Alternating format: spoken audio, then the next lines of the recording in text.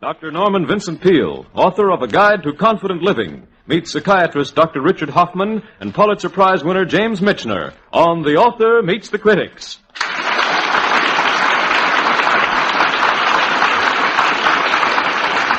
Welcome to The Author Meets the Critics, a battle about a book where outstanding authors are put to the severest test, meeting their critics face to face. And now meet the man who keeps the peace on these programs, your regular chairman, John K. M. McCaffery. Thank you, Bob Sherry, and a good afternoon, everyone.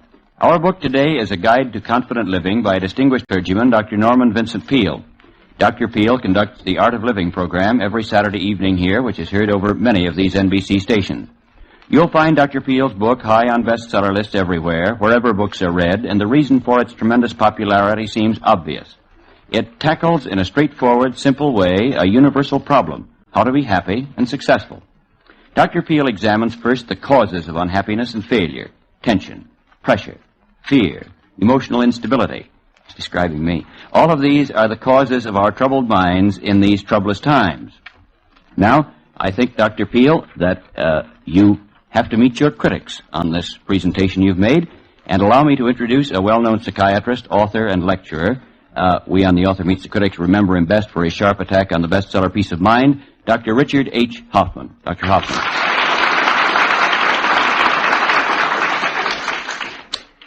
Dr. Peale, first of all, I want to tell you that I am endowed with a deep religious feeling. And that feeling, I believe, is the result of the impact of what little intelligence I have, plus my emotions, upon my experience. I believe with William James, that religion is an experience, that it's something that felt within and then projected without, that you can't get it by listening, that you can't get it by reading a book, no more than you can learn how to play a fiddle or paint a portrait by reading a book. All right. There, Dr. Peale, is your first introduction to The Author Meets the Critics. Now meet your other critic with an altogether different attitude toward your book, winner of the Pulitzer Prize novel for 1948, Mr. James Michener. Some years ago, a book was published which sold a host of copies. It was called What to Do Till the Doctor Comes. It explained what steps a man of ordinary sense could take to save himself. Dr. Peale has now written a book which might be called What to Do Till the Psychiatrist Gets You. Obviously, such a book is needed, for there are not in this world enough psychiatrists to care for all the minor cases of mental disruption. There are not even enough to care for the major breakdowns, and it behooves each of us to learn the simple rules of preserving mental health. This is especially true in the case of accumulating fear, what you and I call cracking up or losing our grip. Dr. Peale has written a book to help us in this job of holding the fort against mental disintegration. I want to make one point clear. Dr. Peale talks wonderful sense in this book. Much of it is founded upon sound psychiatric principles and says precisely what your doctor will say if you report to him with the beginning signs of crack-up. But Dr. Peale founds his case on more than mere medicine. He brings from the Bible those permanent truths that have helped men for 2,000 years. He is not shallow. He is not a reprimanding preacher yapping at you for your transgressions. He is not glib nor sanctimonious. He is helpful. And in today's world, we need help. All the help we can get. Lots of people are going to thank Dr. Peale for the sensible help he provides in this book. Well, there, Dr. Peale, are two entirely different opinions on your book. In a little while, you, as the author, can strike back with full force. Now, I think that we should, however, get an idea of what your book is about. And A Guide to Confident Living, of course, is a how book, a book of instruction. And here's an idea of its scope from its chapter headings. How to get rid of your inferiority complex. How to think your way to success. How to be free from fear.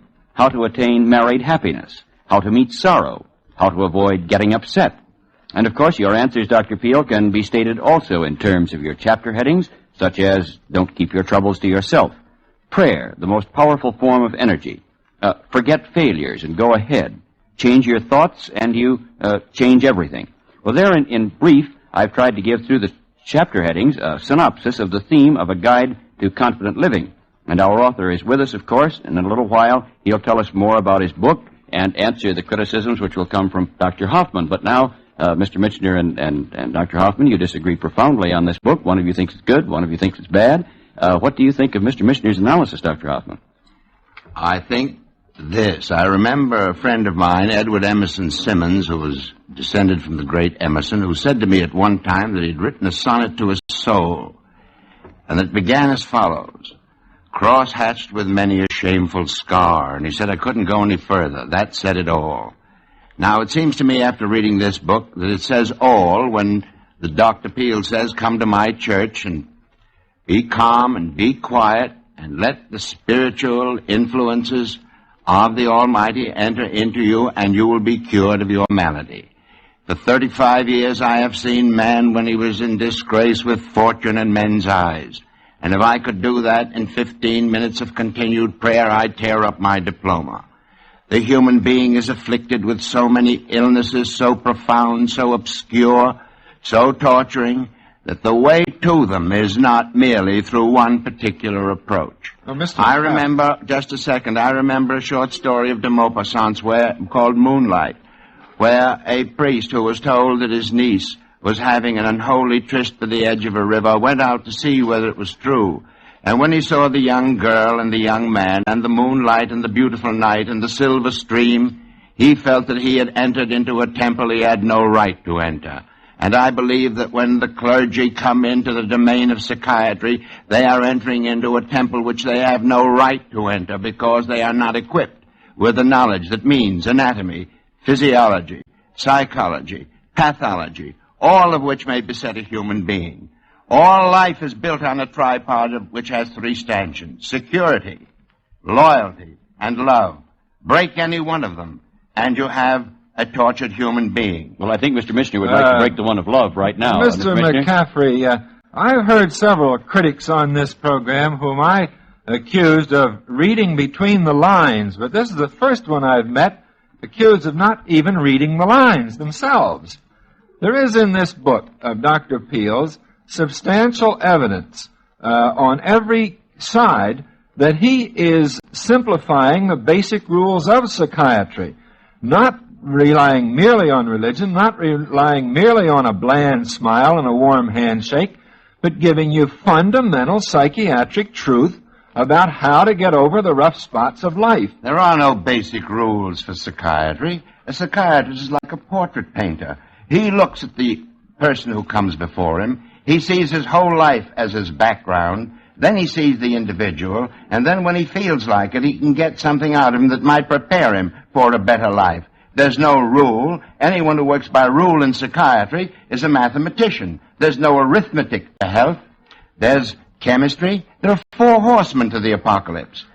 There's the physical, the chemical, the psychical, all these, and the spiritual. And unless you ride all four horses, you will not benefit your patient for all time and eventually. We read in this book... I think, Dr. Hoffman, it's time now for our author of the afternoon to defend himself, Dr. Peale.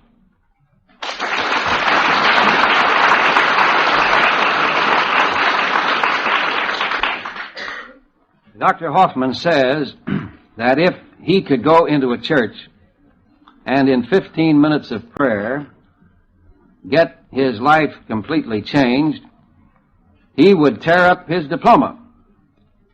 Well, then all I've got to say is he might as well start tearing it up.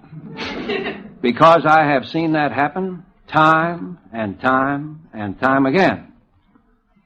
And I've seen it happen when men have spent a lot of time with psychiatrists. They've come down to the church, and through this thing we call conversion or spiritual chain, I've seen people delivered of everything. I'd like to know what mental picture you have when you say spiritual change.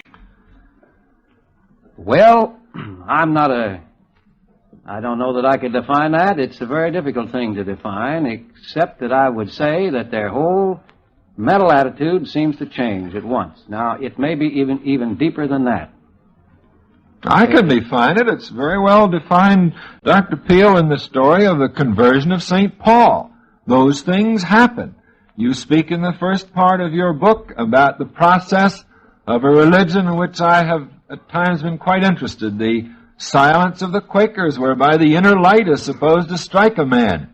Now, I think we should get back to my opening statement that there are two kinds of people here. There's the doctor who is skilled in handling actual cases of mental breakdown, and there's the man who helps ward off those cases. I don't think, as I read your book, Dr. Peale, that you would be you would assume to treat a man who had actually collapsed nervously and should be in the hands of a doctor. You're talking about those steps which lead up to that, in which friendship and love and religion and help and everything else can forestall. I appreciate you bringing that up, and I also thank Dr. Hoffman for pointing out that the minister has no right to come into the temple of psychiatry. He is perfectly right about that. And in my own work, some years ago, realizing the limitations of my own knowledge, I'm merely a plain pastor, that's all. And as in my consultation, I saw that many of these problems went far deeper than my knowledge took me. I found an eminent psychiatrist in this city, Dr. Smiley Blanton. I asked him to join forces with me. When a person comes to our clinic, all psychiatric work is done by Dr. Blanton or his associates, and we merely look to them for understanding of factors about human nature in which we've never been trained. We always remember, and every minister should remember it, he is only a minister. He is not a doctor or a psychiatrist. He is only a pastor. We make that clear. In other words, Dr. Hoffman, there is no attempt here to cut off your practice at all by I wish Dr. they Peale. did. I really got too much to do with the present time. Well, the difference is Dr. Hoffman can charge a fee, and all we get is an invitation to lunch. A good lunch, I trust, Dr. Peale. May I take a specific chapter here, because I think this relates to the whole problem. The chapter on how to be free from fear. As I recall it, first Dr. Peale establishes what we all know, that the world is in an age of fear. Then he gives the best medical advice taken from the advice of men who have studied the problem medically, chemically, physiologically, on how to relax. Now, this is not somebody's cooked-up dream. This isn't Dr. Peale's study thoughts about how to relax. It's good medical advice.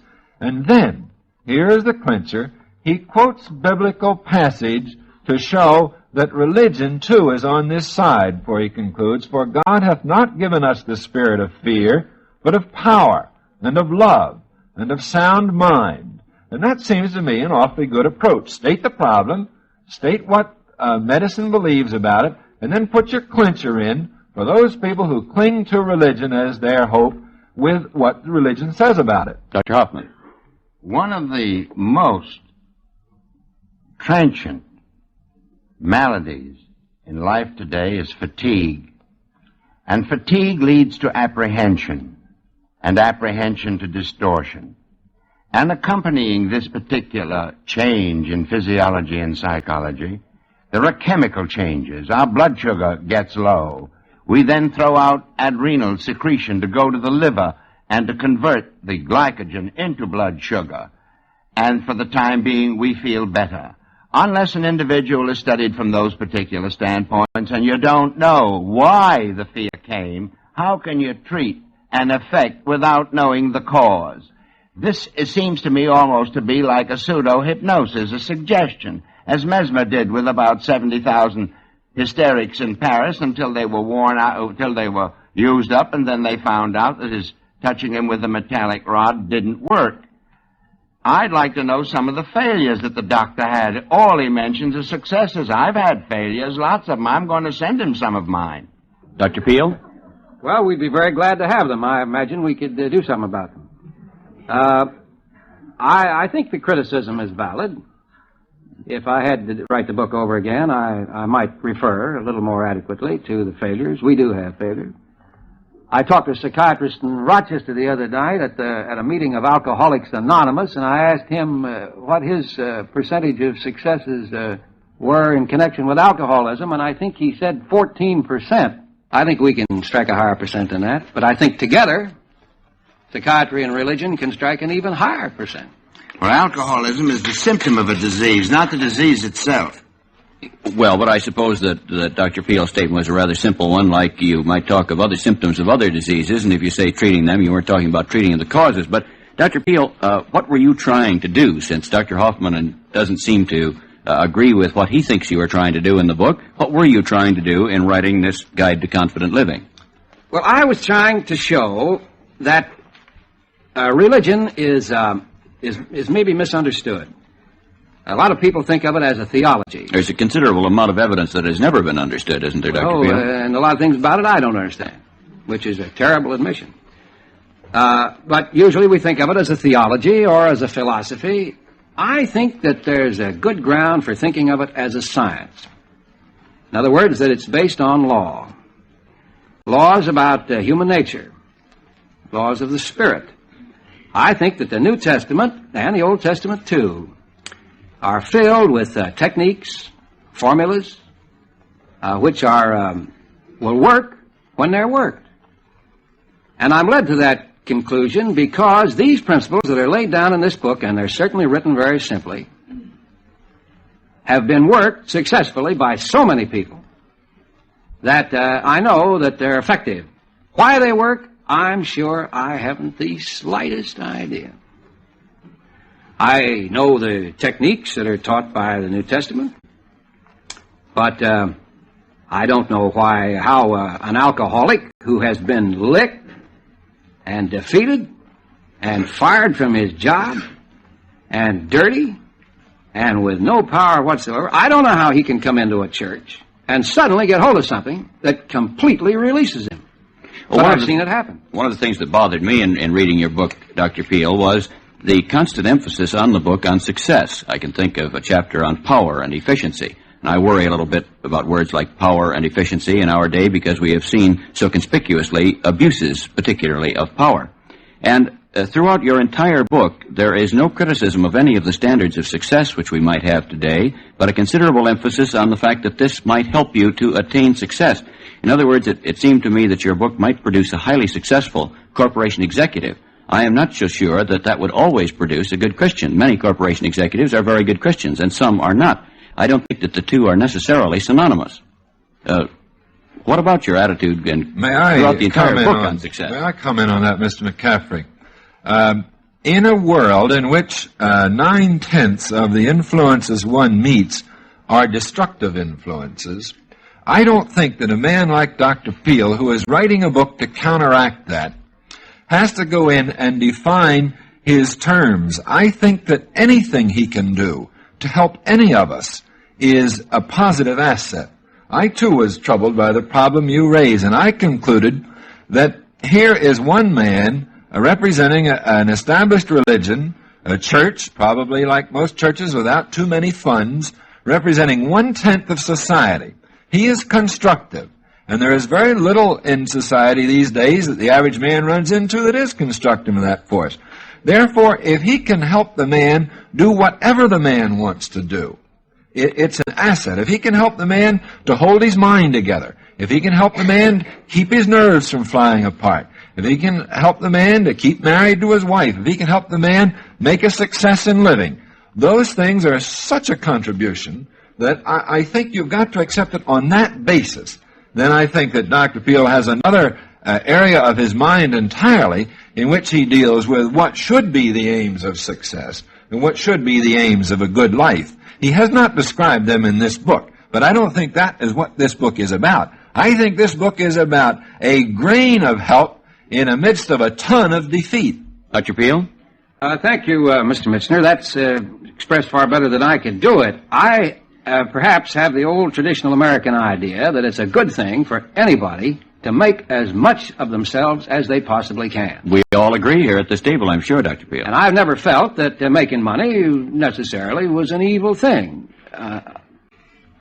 unless it's done on the basis of evil practices and dishonesty, which, of course, we do not advocate. Certainly not. I think my main idea was to teach people, or try to teach people, that through faith and prayer, they can think positively, not negatively, and that they can overcome all their problems and their difficulties and make something of their lives. Dr. Hoffman. I think that the doctor forgets the impact of his own personality. I believe that if I went to see him when I was in distress, as I once went to see my dear old friend Alan McCurdy, and he helped me more than any psychiatrist ever could. But I don't think you can put it down on the printed page and have a man help himself by stating in a superficial way case histories. Case histories take hours to take and to define and to determine and to understand and to find out whether they're true or not. Because a great many people rationalize when they tell you a case history. Look at the Kinsey report. You don't believe that all those things are true. They cannot be.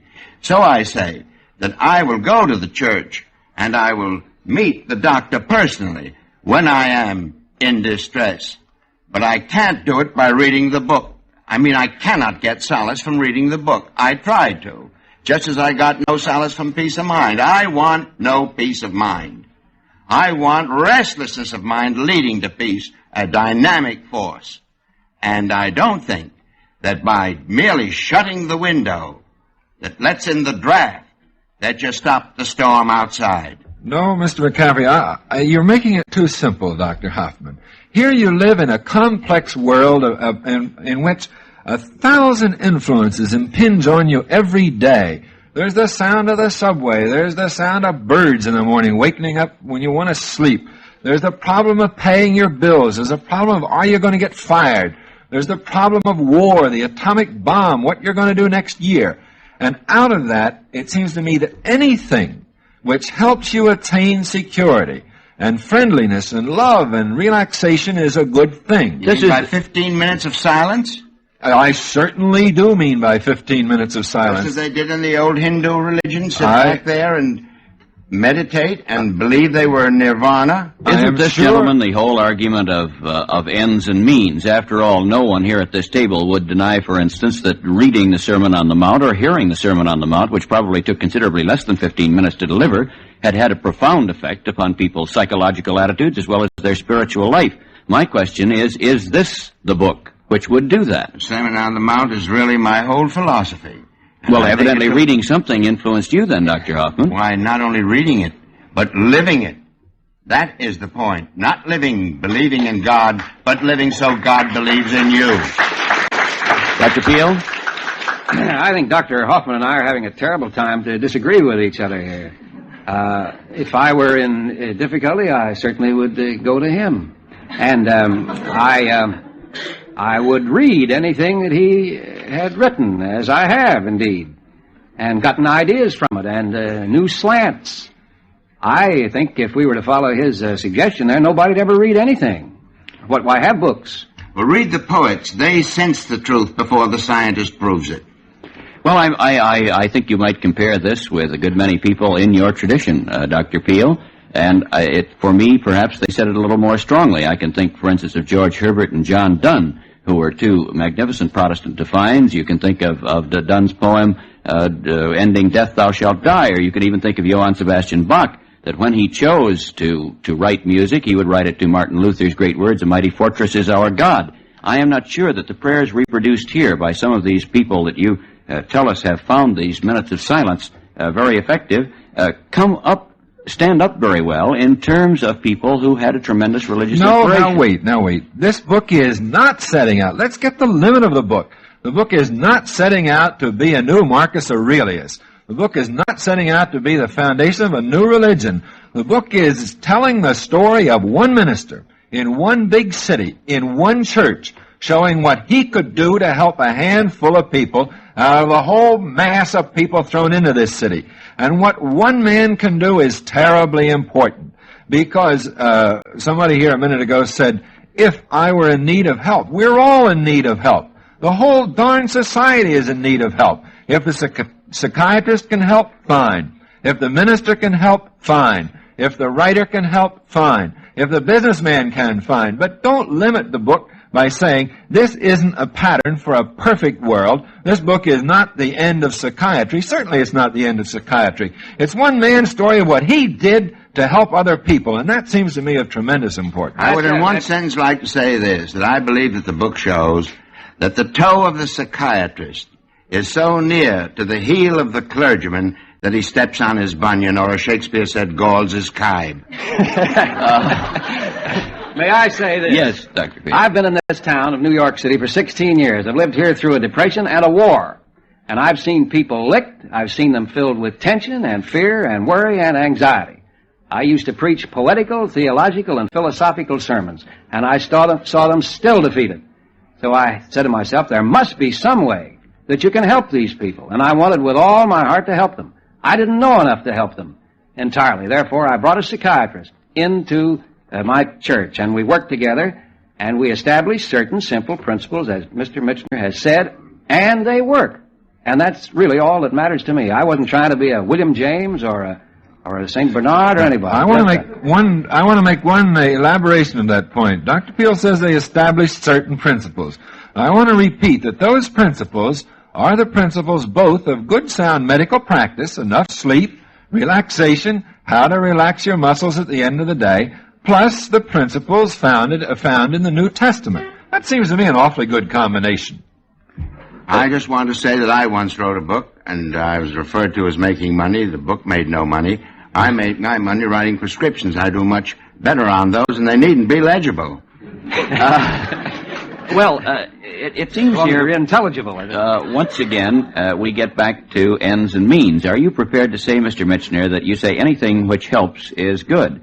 But can anything help finally? I mean, you, Dr. Peale, for instance, is concerned about means. You're concerned about means. You, for instance, would not occupy yourself writing penny dreadfuls. Dr. Peale would presumably not run a holy roller or a Roman Catholic church. There is a concern about means. Mr. McCaffery, that's an awfully mean question you asked, and I'm going to have to answer it this way. At this stage of my life, I actually do believe that anything that helps for goodness is good of itself, and I don't look behind it anymore. Same here. Dr. Hoffman, that's good religion. Absolutely. Well, let me reiterate then that I feel that one of the great necessities is to look behind everything to find out whether it's really good. Are you willing to accept everything blindly? I'm willing to look behind myself, these things. I'm willing to look behind my own motives. But if I get stuck and a man is there putting his hand out, I'm not going to look behind to see what's on his back. I'm going to save myself then I'll go on to my introspection. But when you look behind yourself, do you ever see Satan? Often. Far too often. I'm surprised to find that coming from you, Dr. Hoffman, because I thought in your media it was always little men that you saw following behind you. Dr. Peale. Well, I feel as Mr. Michener does. I will draw truth wherever I find it. And I get a great deal of help from some of my Catholic friends, my Jewish friends, certainly from my Quaker friends. And I've tried to take all that I could find and put it together in a book that's going to help people regardless of whether they're Presbyterians, Hottentots, or Methodists. Well, I hope that you found a little bit of that truth then here, Dr. Peale. I'm sure we have, but I'm sorry, gentlemen, the time is up for both the author and his critics. And here's Bob Sherry to give you a preview of our next book on The Author Meets the Critics. On Tuesday next, all Americans we know, except one, turn their eyes on the All-Star baseball game at St. Louis. Our singular friend is Russell Maloney, who despises the nation's greatest pastime. Mr. Maloney has read a book called Baseball by Robert Smith, and he thinks it's nonsense about nonsense. Bill Veeck, president of the Cleveland Indians, thinks Russell Maloney is, well, to put it politely, misguided. Mr. Veeck is a tactful gentleman. He's the man who hired babysitters for parents attending his night games. Mr. Maloney, on the other hand, is tactless on the subject of baseball. So be sure to join us next Sunday when critics Russell Maloney and Bill Veeck tangle on Baseball by author Robert Smith. And now back to John McCaffery. Before closing, I'd like to thank Dr. Norman Vincent Peale for coming here today to discuss A Guide to Confident Living, and to thank you, James Michener and Richard Hoffman, for joining us. This is John McCaffery saying good afternoon for The Author Meets the Critics.